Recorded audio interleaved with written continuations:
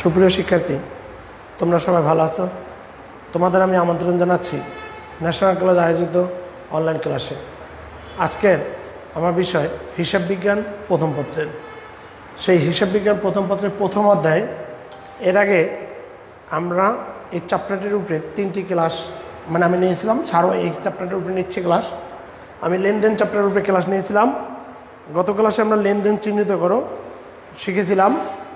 প্রিয় শিক্ষার্থী, তোমরা যারা ক্লাসে অংশগ্রহণ করেছো অবশ্যই যে তোমরা তোমাদের ক্লাস রোল লিখবে এবং দেখতে সমস্যা হলে তোমরা এখানে লিখে দিবে যে দেখা যাচ্ছে না বা কিছু, এমন যদি কিছু থাকে তাহলে লিখবে। তাহলে আমরা দেখি আমরা কি প্রশ্নটি নিয়ে তোমাদের সামনে আজকে হাজির হয়েছি। তাহলে প্রশ্নটি দেখা যাচ্ছে, মিস্টার রাতুল একজন পাইকারি ব্যবসায়ী। 2020 সালের জুলাই মাসে তার ব্যবসায় নিম্নলিখিত ঘটনাগুলো সংঘটিত হয়। এই যে রাতুল ব্যবসায়ী, এই রাতুলের ব্যবসায় যেসব ঘটনাগুলো সংঘটিত হয়েছে সে ঘটনাগুলো দেখে কি আছে। 2020 সালের 1 জুলাই নগদ 1 লাখ টাকা, 50,000 টাকার আসবাবপত্র, 10,000 টাকার যন্ত্রপাতি নিয়ে ব্যবসা শুরু করে। এই যে জনাব রাতুল, ইনি কি করেছেন যে 1 জুলাই নগদ আনছে কত? নগদ আনছে 1 লাখ টাকা, 50,000 টাকার আসবাবপত্র এবং 50,000 টাকার আসবাবপত্র এবং 10,000 টাকার যন্ত্রপাতি নিয়ে কি করেছেন? ব্যবসা শুরু করেন। এখন তো দেখা যাচ্ছে, তাই না? ব্যবসা শুরু করেন। তাহলে এরপর কি? জুলাই 5 50,000 টাকা জমা দিয়ে চলতি হিসাব খোলা হলো। আমাদের জুলাই 5-এ কি আছে দেখো, 50,000 টাকা জমা দিয়ে ব্যাংকের চলতি হিসাব খোলা হলো। এরপরে আছে কি দেখো তো, জুলাই 10 রহিমের কাছ থেকে ধারে পণ্য ক্রয় 20,000 টাকা। এরপরে কি আছে? জুলাই 12 50,000 টাকা ঋণ গ্রহণের সিদ্ধান্ত হলো। এরপরে আমাদের দেখা যাচ্ছে জুলাই 15 বিজ্ঞাপনের জন্য দেওয়া হলো 2,000 টাকা। 25 তারিখে ব্যক্তিগত প্রয়োজনে নগদ উত্তোলন 8,000 টাকা। 25 তারিখে কি আছে যে ব্যক্তিগত প্রয়োজনে নগদ উত্তোলন কত? 8,000 টাকা। 26 তারিখে বোনের বিয়েতে নিজস্ব তহবিল হইতে খরচ করেন 20,000 টাকা। এরপরে আছে তোমার 30 তারিখে ব্যবসায়ের দক্ষ ম্যানেজার দুর্ঘটনায় মারা যায়, যার মাসিক বেতন কত টাকা? যার মাসিক বেতন 10,000 টাকা তার পরিবারকে পরিশোধ করা হলো। প্রিয় শিক্ষার্থী, তাহলে আমরা তোমাদের সামনে যে উদ্দীপকটি নিয়ে এসেছি সেই উদ্দীপকের আলোকে আমাদের কি কি প্রশ্ন আছে দেখা যাক। মিস্টার রাতুলের ব্যবসায় লেনদেন নয় এমন ঘটনাগুলো চিহ্নিত করো। 2 নম্বর প্রশ্ন দেখা যাচ্ছে, লেনদেন সমূহের সাথে সংশ্লিষ্ট হিসাব খাতগুলো নির্ণয় করো। যদি লেনদেন হয় তাহলে অবশ্যই 2টি হিসাব জড়িত আছে, তাহলে সে দুটো। এবং 3 নম্বরে কি আছে? ঘটনাগুলো থেকে যেগুলো লেনদেন তা কারণ সহ বর্ণনা করো। আর 4 নম্বরের প্রশ্নটা যদিও ক নম্বরে অনেক সময় থাকে, তাহলে 4 নম্বরের প্রশ্ন হলো প্রারম্ভিক মূলধন নির্ণয় করো। প্রিয় শিক্ষার্থী, তোমরা যারা ক্লাসে অংশগ্রহণ করেছো তাদের অসংখ্য ধন্যবাদ। এখানে যারা ক্লাসে অংশগ্রহণ করেছো, পায়েল, তারপর হলো তোমরা ভালো আছো, তারপর হলো আজগর, সেও ক্লাসে অংশগ্রহণ করেছে যে 451 রোল, তোমাদের অসংখ্য ধন্যবাদ। এবং স্থানীয় ক্লাসে অংশগ্রহণ করেছো। এখন তোমাদেরই কিন্তু আজকে প্রশ্নের উত্তরগুলো দিতে হবে। একটু দেখো যে আমরা যে আজকে টোটাল যে প্রশ্নটা করলাম সেই প্রশ্নটা অনুযায়ী মিস্টার রাতুলের ব্যবসায় লেনদেন নয় এরূপ ঘটনাগুলো চিহ্নিত করো। এরূপ ঘটনা কোনটা কোনটা, কত কত তারিখ? তোমরা একটু যারা ক্লাসে অংশগ্রহণ করেছো যে এখানে যেগুলো লেনদেন নয় সেগুলো তারিখগুলো একটু লিখে দিবে, কোনটা কোনটা লেনদেন নয়। তোমাদের মনে দেখা যাচ্ছে, হ্যাঁ, তোমাদের একটু প্লিজ ছানি, তোমরা একটু উত্তর দেবে। তোমরা যারা ক্লাসে অংশগ্রহণ করেছো তারা উত্তর দাও যে আমরা আজকে প্রথম প্রশ্ন করেছি মিস্টার রাতুলের ব্যবসায় লেনদেন নয় এরূপ ঘটনাগুলো চিহ্নিত করো। তা কোনটা কোনটা লেনদেন নয় সেটা একটু শুধু তারিখ দুটো উল্লেখ, তারিখগুলো উল্লেখ করে দাও কি কি লেনদেন নয়।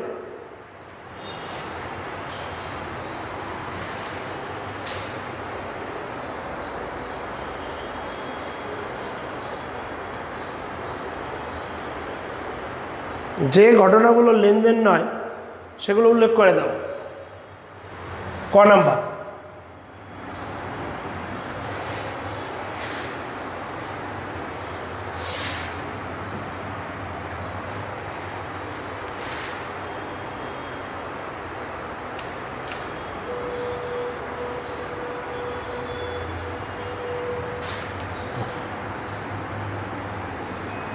মিস্টার রাতুলের ব্যবসায়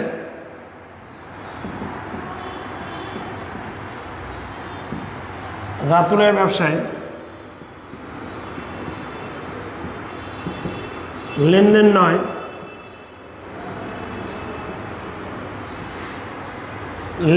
নয় এমন ঘটনাগুলো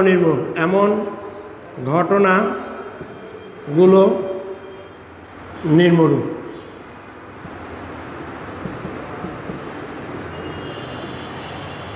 দেখা যাচ্ছে কিনা একটু দেখো। মিস্টার রাতুলের ব্যবসায় লেনদেন নয়। আচ্ছা, গুড। অলরেডি কিছু স্টুডেন্ট উত্তর দিয়ে ফেলেছে, যে যাদেরটা উত্তরগুলো পাওয়া যাচ্ছে তাদের হলো, এখানে একজনে দিয়েছে 12 এবং 26 তারিখ। অসংখ্য ধন্যবাদ। মিস্টার ছানি আজগর দিয়েছো 26 তারিখ। আজগর তুমি একটু বাবা খেয়াল করো। আর আজগর এর আগে দিয়েছে 12। অসংখ্য ধন্যবাদ। যারা বাবা ক্লাসে অংশগ্রহণ করেছো এবং যারা উত্তর দিচ্ছ তাদের বাবা অসংখ্য ধন্যবাদ। এবং এখানে আরও একজন উত্তর দিয়েছে আজগরই। যাই হোক, এখন আফরিন উত্তর দিয়েছ। আফরিন উত্তর দিতে হবে মা, তুমি রোল লিখেছো, ধন্যবাদ। এখন একটু উত্তর দাও। মিস্টার রাতুলের ব্যবসায় লেনদেন নয় এমন ঘটনাগুলো নির্মূল। মিস্টার রাতুলের ব্যবসায় লেনদেন নয় এমন ঘটনাগুলো নির্মূল। কী কী পেলাম? তাহলে তোমরা অলরেডি বলে ফেলছো যে স্যার হানিফ ক্লাসে অংশগ্রহণ করেছো। তাহলে বাবা একটু, হ্যাঁ পায়েল, থ্যাংক ইউ মা, তোমরা উত্তর দিয়ে ফেলেছো। তাহলে আমরা কি লিখবো? তোমরা একটু তুলে নিবে তারিখ আর বিবরণ আর টাকা। অনেক সময় বলে তারিখ, বিবরণ, টাকা। তারিখ আছে কত? 2020 জুলাই কত? জুলাই 12। তোমরা মনে হয় জুলাই 12 দিয়েছো, তাই না? আমি একটু দেখি জুলাই 12তে কি আছে। হ্যাঁ, অলরেডি এখানে স্যার বোর্ডে ক্লিয়ার না, বোর্ড ক্লিয়ার না, তাই একটু দেখো তো বোর্ড ক্লিয়ার না কিনা। আজগর লিখছো বোর্ড ক্লিয়ার না। এখন একটু উত্তর দিতে হবে বাবা। বোর্ড ক্লিয়ার হলে তোমাকে উত্তর দিতে হবে প্লিজ। তাহলে আমরা কী কী পেলাম? মিস্টার রাতুলের ব্যবসায় লেনদেন নয় এমন ঘটনাগুলো নির্মূল। কী কী পেয়েছি? অলরেডি এখানে লিখেছে, পায়েল লিখেছে 12 এবং 26। তাহলে 12 তারিখে কি আছে? ঋণ গ্রহণের সিদ্ধান্ত হলো কত টাকা? 50,000 টাকা। ঋণ গ্রহণের সিদ্ধান্ত হলো, ঋণ বা ব্যাংক থেকে ঋণ গ্রহণের সিদ্ধান্ত হলো, ব্যাংক থেকে ঋণ গ্রহণের সিদ্ধান্ত হলো কত টাকা? 50,000 টাকা। আর একটা উত্তর তোমরা দিয়েছ, বলেছো স্যার 26। দেখি যে বোনের বিয়েতে নিজস্ব তহবিলতে খরচ করেন। এখন ঠিক আছে, আজগর লিখেছো, ঠিক আছে, ধন্যবাদ বাবা। তাহলে বোনের বিয়েতে নিজস্ব তহবিলতে খরচ করেন। বোনের বিয়েতে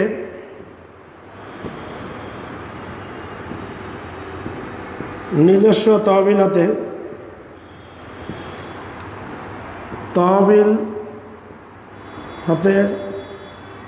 খরচ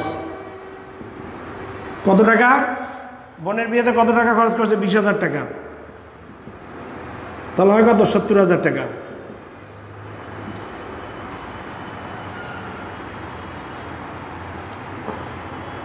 পেন্সিল দিয়ে ঘর আঁকবে। তোমরা যখন অঙ্ক করবে পেন্সিল দিয়ে ঘর আঁকবে, আর ভিতরের লেখাগুলো কলম দিয়ে লাগবে। প্রিয় শিক্ষার্থী, তোমরা যারা ক্লাসে অংশগ্রহণ করেছো তোমরা অনেকে উত্তর দিয়েছো। এখানে যারা দেখা যাচ্ছে অনেকে উত্তর দিয়ে ফেলেছে। ছানি দিয়েছে, হ্যাঁ। তারপর হলো এখানে দেখা যাচ্ছে পায়েল দিয়েছে, আজগর উত্তর দিয়েছিল। তাহলে এখানে দেখা যাচ্ছে, হ্যাঁ প্লিজ একটু নেটের সমস্যা ছিল। তাহলে তোমরা দেখো যে আমাদের যেসব মিস্টার রাতুলের ব্যবসায় যেগুলো লেনদেন নয় সেগুলো কি হলো। তাহলে আমরা দেখতে পাচ্ছি কি কি আছে, যে আমরা দেখতে পাচ্ছি ব্যাংক থেকে ঋণ গ্রহণের সিদ্ধান্ত হলো। আরটা কি পেয়েছো? যে আরটা পেয়েছো বোনের বিয়েতে নিজস্ব তহবিলতে খরচ করে। প্রিয় শিক্ষার্থী, তোমাদের একটি প্রশ্ন আমি একটু দেখাবো এখানে। যদি 30 নম্বর যে ঘটনা আছে, ব্যবসায় একজন দক্ষ ম্যানেজার দুর্ঘটনায় মারা যায়, এতটুকু যদি থাকে তার মাসিক বেতন 10,000 টাকা। ব্যবসায়ের একজন দক্ষ ম্যানেজার দুর্ঘটনা মারা যায়, তার মাসিক বেতন 10,000 টাকা। এতটুকু নাই, তার পরিবারকে পরিশোধ করা হলো।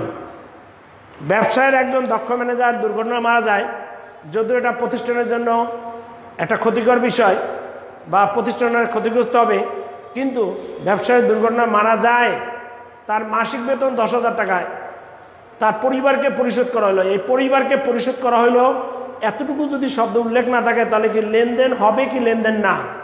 প্রশ্নটা এরকম, আমি আবার বলছি প্লিজ। ব্যবসায়ের দক্ষ ম্যানেজার দুর্ঘটনায় মারা যায়, যার মাসিক বেতন 10,000 টাকা, এতটুকু যদি পরীক্ষার সময় থাকে তাহলে কি হবে বলতে হবে। তোমরা লাগবে লেনদেন কি লেনদেন না। লেনদেন হলে লাগবে হ্যাঁ, আর লেনদেন না হলে না। কি বলছি, প্রশ্নটা কি আবার শোনো। ব্যবসায়ের দক্ষ ম্যানেজার দুর্ঘটনায় মারা যায়, আমি তোমাদের অপেক্ষা আছি উত্তর দেওয়ার জন্য। ব্যবসায়ের দক্ষ ম্যানেজার দুর্ঘটনায় মারা যায়, যার মাসিক বেতন 10,000 টাকা, পরীক্ষার সময় যদি এতটুকু থাকে তাহলে কি হবে। ব্যবসায়ের দক্ষ ম্যানেজার দুর্ঘটনায় মারা যায়, যার মাসিক বেতন 10,000 টাকা, শুধু এতটুকুই প্রশ্ন দেওয়া আছে। কেউ লিখবে ব্যবসায়ের দক্ষ ম্যানেজার দুর্ঘটনায় মারা যায়, যার মাসিক বেতন 10,000 টাকা, শুধু যদি এতটুকু শব্দ প্রশ্নে দেওয়া থাকে, মানে এতটুকু যদি প্রশ্নে দেওয়া থাকে তাহলে লাগবে লেনদেন নয়। কিন্তু যদি লেখা থাকে ব্যবসায়ের দক্ষ ম্যানেজার দুর্ঘটনায় মারা যায়, যার মাসিক বেতন 10,000 টাকা, তার পরিবারকে পরিশোধ করা হলো, তাহলে কিন্তু লেনদেন হবে। যখন বেতনটা পরিশোধ করবে তখন হবে লেনদেন। যখন বেতনটা পরিশোধ করবে না, যে ব্যবসায়ের দক্ষ ম্যানেজার দুর্ঘটনায় মারা যায়, যার মাসিক বেতন 10,000 টাকা, শুধু যদি এতটুকু প্রশ্ন দেওয়া থাকে তাহলে কিন্তু সেটা লেনদেন হবে না। প্রিয় শিক্ষার্থী, তাহলে আমাদের পরবর্তীতে কি লেখা আছে, লেনদেনগুলোর সাথে সংশ্লিষ্ট হিসাব খাতগুলো নির্ণয় করো। তাহলে খ নম্বর প্রশ্নে যাচ্ছি, লেনদেনগুলোর সাথে সংশ্লিষ্ট হিসাব খাত।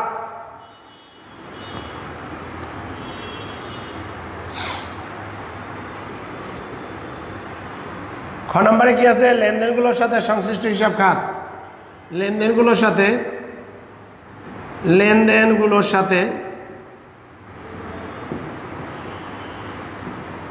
সংশ্লিষ্ট হিসাব খাত। গত ক্লাসে আমরা দেখিয়েছিলাম কি কি। একটা লেনদেন, কোনো ঘটনা যদি লেনদেন হতে হয় তাহলে লেনদেনের যে বৈশিষ্ট্য আছে, 3টা বৈশিষ্ট্য তার মধ্যে থাকতে হবে। কোনো ঘটনা যদি লেনদেন হতে হয় তাহলে মিনিমাম 3টা বৈশিষ্ট্য তার মধ্যে থাকতে হবে। প্রথম ছিল কি, অর্থের মাপকাঠিতে পরিমাপযোগ্য। 2 নম্বরে কি ছিল, আর্থিক অবস্থার পরিবর্তন। 3 নম্বরে কি ছিল, 2টি পক্ষ থাকবে। একটি ঘটনা যদি লেনদেন হতে হয় কয়টা পক্ষ মানে কয়টা মানে কি বৈশিষ্ট্য থাকতেই হবে, 3টা। একটি ঘটনা যদি লেনদেন হতে হয় তাহলে 3টি বৈশিষ্ট্য অবশ্যই সেখানে থাকতে হবে। প্রথম কি বলেছিলাম, 1 নম্বরে বলেছিলাম অর্থের মাপকাঠিতে পরিমাপযোগ্য। 2 নম্বরে কি বলেছিলাম, আর্থিক অবস্থার পরিবর্তন হবে। 3 নম্বরে বলেছিলাম যে 2টি পক্ষ জড়িত থাকবে। তাহলে আমরা আজকে দেখি, এখানে তারিখ লিখি, এখানে সংশ্লিষ্ট হিসাব খাত।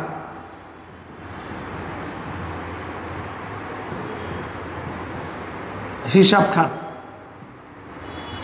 কি আছে, 2020 জুলাই, 2020 সাল, জুলাই গত 1। কি লেখা আছে, নগদ 1 লাখ টাকা। প্রশ্নটা কি ছিল দেখো তোমরা একটু প্লিজ। নগদ 1 লক্ষ টাকা এবং 50,000 টাকা আগ্রাপত্র এবং 10,000 টাকা যন্ত্রপাতি নিয়ে ব্যবসা শুরু করে। এখানে তোমরা কি একটু লিখবে কি কি হিসাব এখানে আছে, হিসাবগুলো লিখতে বলছি। সংশ্লিষ্ট হিসাব খাতগুলো কি কি। প্রিয় শিক্ষার্থী, যেগুলো লেনদেন, 1 নম্বরে কি কি হিসাব আছে লিখতে পারবে তোমরা। 1 নম্বর জুলাই 1-এ কি কি হিসাব আছে দেখো, হিসাবগুলো লিখতে বলছে, আর কিছু বলি নাই। দেখো, নগদান হিসাব, তারপর কি কি আছে, আগ্রাপত্র হিসাব,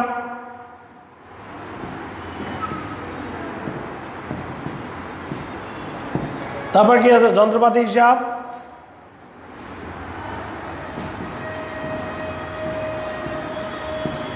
আর একটা আছে কি 1 তারিখে যেগুলো ব্যবসায় নিয়ে আসে তাকে কি বলা হয়? কেউ বলতে পারবে? তোমরা উত্তর দিচ্ছ না। প্রিয় শিক্ষার্থী যারা ক্লাসে অংশগ্রহণ করেছো, যেমন এখানে দেখা যাচ্ছে নাজমুল ইসলাম ক্লাসে অংশগ্রহণ করেছো, অনেক স্টুডেন্টই তো ক্লাসে আছো, তোমরা একটু উত্তরগুলো দিয়ে দাও। তাহলে আমাদের কোন কোন হিসাব এখানে জড়িত সেগুলো একটু লিখতে হবে। আমাদের 1 তারিখের যে ঘটনাটা আছে, নগদ 1 লক্ষ টাকা, 50,000 টাকার আসবাবপত্র, 10,000 টাকার যন্ত্রপাতি, এগুলো নিয়ে যে ব্যবসা শুরু করে, এখানে কোন কোন হিসাব জড়িত? নগদান হিসাব, আসবাবপত্র হিসাব, যন্ত্রপাতি হিসাব। 1 তারিখে যেগুলো নিয়ে ব্যবসা শুরু করা তাকে কি বলা হয়? মূলধন হিসাব। এই জাতীয় একটা প্রশ্ন থাকে তোমাদের যে আমরা 1 তারিখে কি বলেছিলাম, এখানে কোন কোন হিসাব জড়িত। তাহলে 1 তারিখে আমরা কি কি পাচ্ছি? নগদান হিসাব, আসবাবপত্র হিসাব, যন্ত্রপাতি হিসাব এবং মূলধন হিসাব। তাহলে প্রিয় শিক্ষার্থী, তাহলে আমরা 1 তারিখে কি লিখলাম? 1 তারিখে আছে নগদ 1 লক্ষ টাকা, 50,000 টাকার আসবাবপত্র এবং বলছে কি 10,000 টাকার যন্ত্রপাতি নিয়ে ব্যবসা শুরু করে। তাহলে আমরা এখানে কি কি হিসাব লিখবা? তাহলে আমি বলছি সংশ্লিষ্ট হিসাব খাত, মানে কি কি হিসাব জড়িত। তাহলে তোমরা পাচ্ছ, যেহেতু নগদ টাকা নিয়ে আসছে নগদান হিসাব, নগদান এখানে সম্পত্তিবাচক বা সম্পদ হিসাব, আসবাবপত্র হিসাব, যন্ত্রপাতি হিসাব, আর 1 তারিখে যেগুলো নিয়ে ব্যবসা শুরু করা টাকার মূলধন। প্রিয় শিক্ষার্থী, 5 তারিখে একটা লেখা আছে জুলাই 5 কি লেখা আছে দেখো বাবা। 50,000 টাকা জমা দিয়ে চলতি হিসাব খোলা হলো।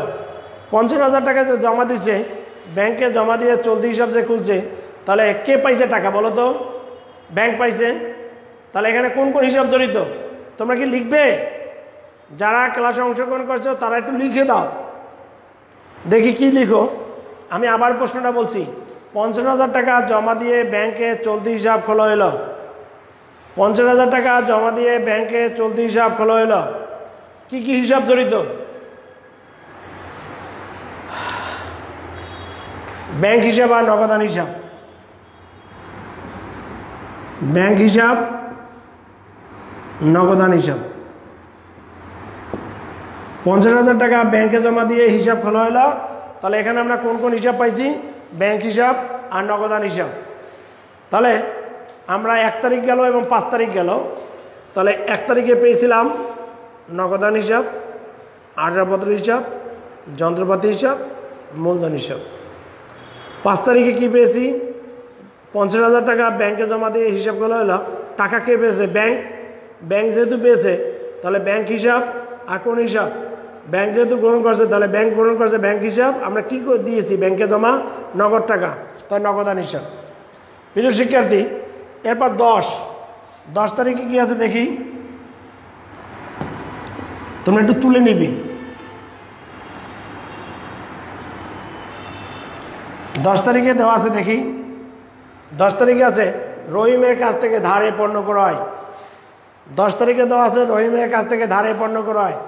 রহিমের কাছ থেকে যদি ধারে পণ্য ক্রয় করি, তাহলে এখানে তোমাদের বলতে হবে কোন কোন হিসাব জড়িত। রহিমের কাছ থেকে ধারে পণ্য ক্রয় কোন কোন হিসাব জড়িত বলতে পারবে? রহিমের কাছ থেকে ধারে পণ্য ক্রয় হিসাব এবং রহিম হিসাব বা দেনাদার হিসাব, পাওনাদার হিসাব। ক্রয় হিসাব আর এটা হলো রহিম হিসাব। এখানে কোন কোন হিসাব জড়িত? আমরা রহিমের কাছ থেকে যদি 10,000 টাকা পণ্য ক্রয় করি, তাহলে আমরা যেহেতু টাকা নগদে দেই নাই, তাহলে আমাদের ধারে হলো নাম আসবে বা পাওনাদার আসবে। তাহলে ক্রয় হিসাব আর রহিম হিসাব। প্রিয় শিক্ষার্থী, 10 তারিখের পরে 12 তারিখের লেনদেন নয়, সেটা তো তোমরা আগেই বললে। এরপর আসো 15 তারিখ, বিজ্ঞাপনের জন্য দেওয়া হলো। 15 তারিখে যদি বিজ্ঞাপন দেই, বিজ্ঞাপন হলো খরচ, বিজ্ঞাপন হিসাব। আর টাকা দিচ্ছি, টাকা মানে নগদান হিসাব। কোন কোন হিসাব জড়িত? আমরা বিজ্ঞাপনের জন্য টাকা দিয়েছি, তাহলে বিজ্ঞাপন হিসাব আর এটা কি? নগদান হিসাব। এরপরে দেখো আমাদের 15 তারিখের পরে কি আছে? 25 তারিখ, ব্যক্তিগত প্রয়োজনে নগদ উত্তোলন। ব্যক্তিগত প্রয়োজনে যদি নগদ উত্তোলন থাকে, তাহলে আমাদের কোন কোন হিসাব জড়িত বলতে হবে? ব্যক্তিগত প্রয়োজনে নগদ উত্তোলন আমরা উপরে লিখি।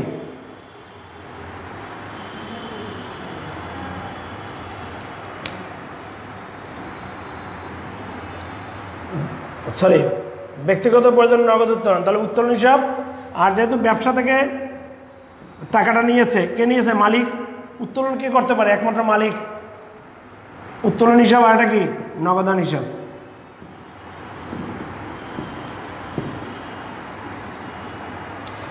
ব্যক্তিগত প্রয়োজনে নগদ উত্তোলন, তাহলে ব্যবসা থেকে কে টাকা গ্রহণ করেছে?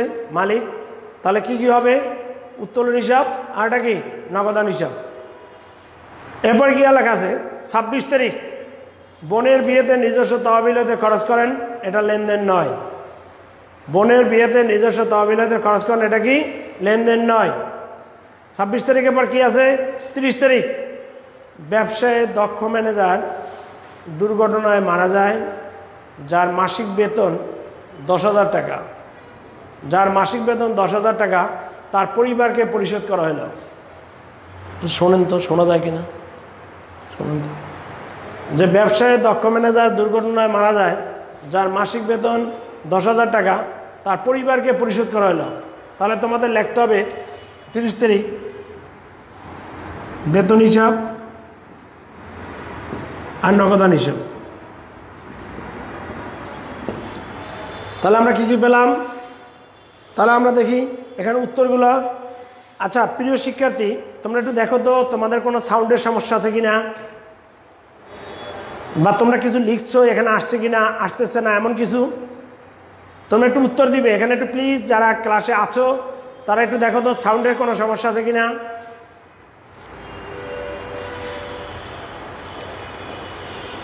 কি লেখা আছে? আমাদের এখানে প্রশ্নটা ছিল 30 তারিখে ব্যবসায়ের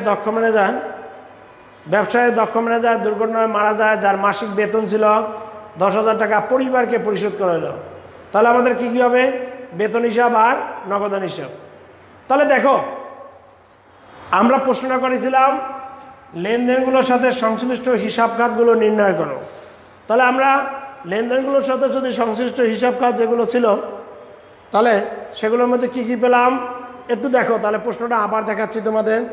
লেনদেনগুলোর সাথে সংশ্লিষ্ট হিসাব খাত 1 নম্বরে ছিল যে এখানে কি লেখা আছে দেখো, 2020 সালে 1 জুলাই নগদ 1 লাখ টাকা, 50,000 টাকার আসবাবপত্র এবং 10,000 টাকার যন্ত্রপাতি নিয়ে ব্যবসা শুরু করে। তাহলে আমরা এখানে বাবা কি কি হিসাব পাচ্ছি? নগদান হিসাব, আসবাবপত্র হিসাব, যন্ত্রপাতি হিসাব, আর 1 তারিখে যেগুলো নিয়ে ব্যবসা শুরু করা হয় তাকে বলা হয় মূলধন। তাহলে এরপরে কি? জুলাই 5 50,000 টাকা জমা দিয়ে চলতি হিসাব খোলা হলো। আমাদের কয়টা হিসাব জড়িত? এখানে 2টা। আমাদের প্রথম দেখতে হবে লেনদেন কিনা। যদি লেনদেন হয় তাহলে দেখতে হবে এখানে কোন কোন হিসাব জড়িত। তাহলে 50,000 টাকা জমা দিয়ে ব্যাংকে চলতি হিসাব খুলছে, তাহলে এখানে কোন কোন হিসাব? ব্যাংক হিসাব আর নগদান হিসাব। রহিমের কাছ থেকে ধারে পণ্য ক্রয়, রহিমের কাছ থেকে যদি ধারে পণ্য ক্রয় করি তাহলে আমাদের কি হবে? রহিমের কাছ থেকে ধারে পণ্য ক্রয় করলে যেহেতু বাকিতে ক্রয় করছি, তাহলে পাওনাদারের সৃষ্টি হবে। ক্রয়ের সাথে কার সম্পর্ক? পাওনাদারের ক্রয় হিসাব আর রহিম হিসাব।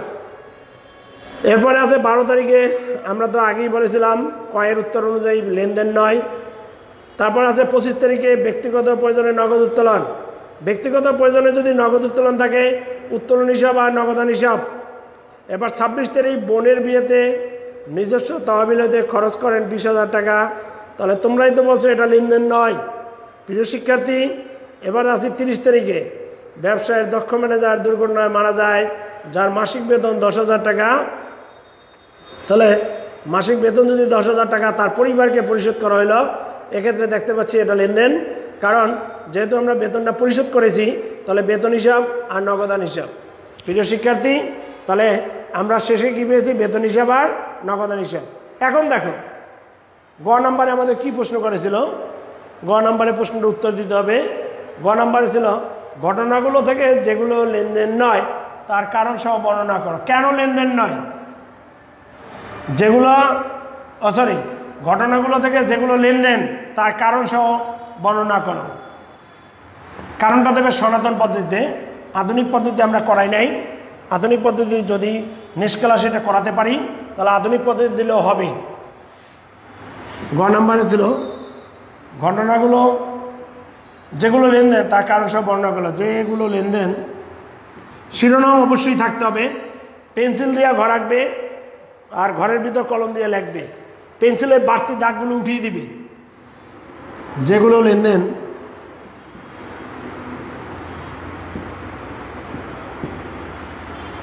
তার কারণ সব উল্লেখ করা হলো।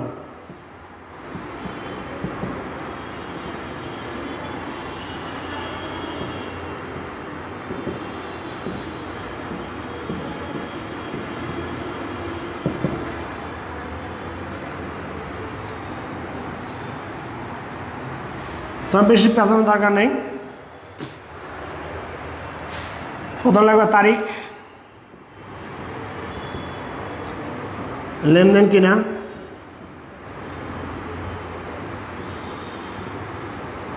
কারণ।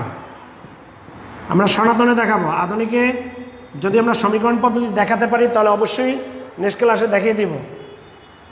আমরা সমীকরণ পদ্ধতিও দেখাবো। এটা তোমরা এখন এখানে মানে সনাতনে করবে, আধুনিক পরে দেখাবো। তাহলে 2020 জুলাই 1 তারিখেটা তো লেনদেন, তোমরা তো আগেই দেখেছিলে তাই না? তোমাকে লেনদেনের কারণ বলতে হবে। লেনদেনের কারণ ছিল কি বলো? 1 তারিখে যদি লেনদেন হয়, যেগুলো লেনদেন তার কারণ সে উল্লেখ করা হয়। 1 তারিখে তাহলে কী আসছিল? প্রশ্নটা কী ছিল? নগদ 1 লাখ টাকা, 50,000 টাকা আসবাবপত্র, 10,000 টাকার যন্ত্রপাতি নিয়ে ব্যবসা শুরু করা হলো। তাহলে এখানে কী কী আসবে বলো? আর্থিক অবস্থার পরিবর্তন হয়েছে, অর্থের মাপকাঠিতে পরিমাপযোগ্য, এবং কয়টা পক্ষ আছে? 2টি পক্ষ, অর্থাৎ লেনদেন। আর্থিক অবস্থার পরিবর্তন হয়েছে, আর্থিক অবস্থার পরিবর্তন হয়েছে,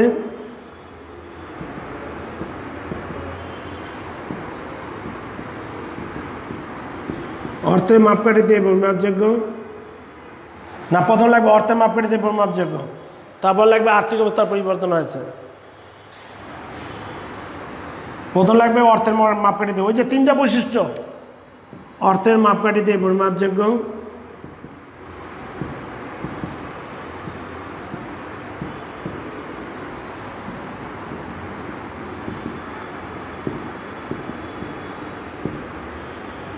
আর্থিক অবস্থার পরিবর্তন হয়েছে, আর্থিক অবস্থার পরিবর্তন হয়েছে,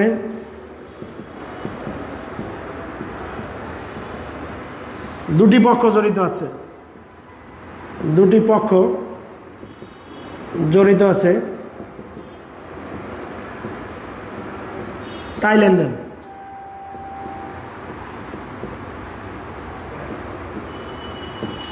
এরকম প্রত্যেকটা কারণ এখানে তোমাদের উল্লেখ করে দিতে হবে।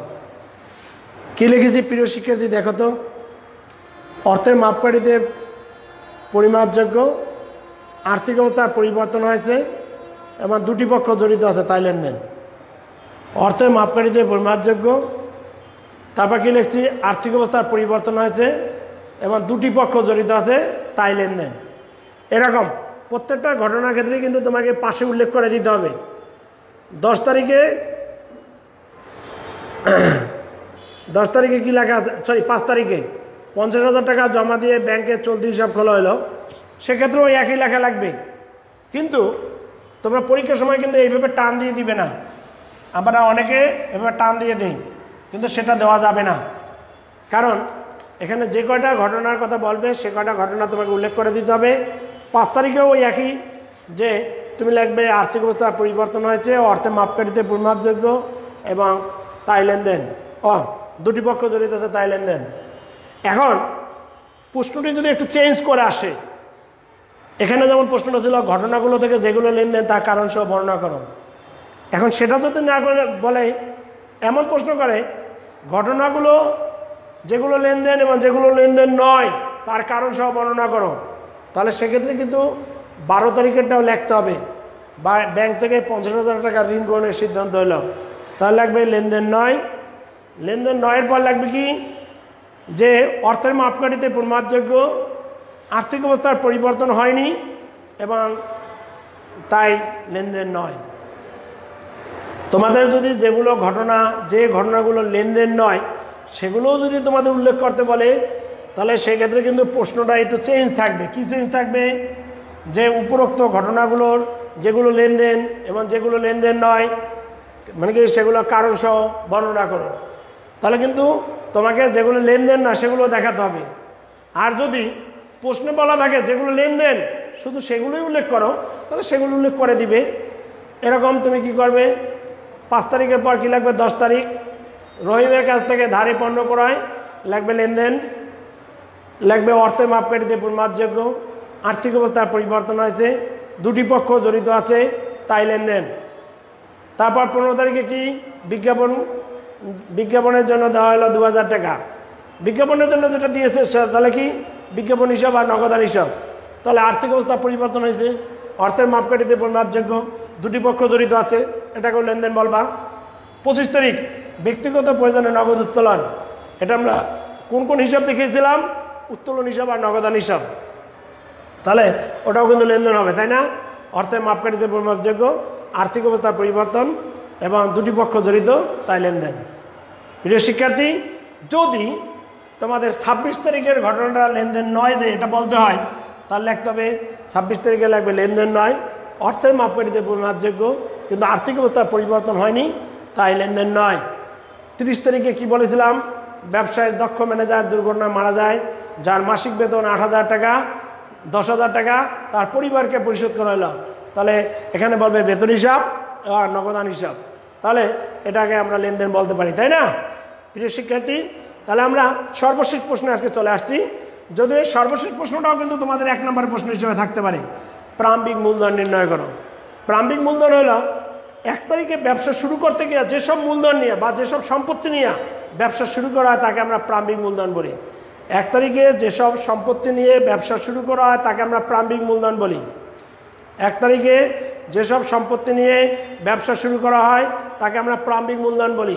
তাহলে এখানে নগদ আছে 1 লাখ টাকা, 50,000 টাকা আসবাবপত্র, 10,000 টাকার যন্ত্রপাতি, এই তিনটার যোগফলে কিন্তু প্রারম্ভিক মূলধন। এবং প্রারম্ভিক মূলধন নির্ণয়ের সময় যদি কোনো ঋণ থাকে, 1 তারিখে যদি কোনো ঋণ থাকে, ঋণ তুমি নগদের সাথে যোগও দরকার নেই, নগদের সাথে বিয়োগও দরকার নেই, তাহলে ঋণটাকে বাদ দিয়ে দিবে। আর যদি কেউ কোনো শিক্ষার্থী নগদের সাথে ঋণটা গ্রহণ মানে যোগ করো, তাহলে আবার ঋণটাকে পরবর্তীতে বিয়োগ করে দেখাবে।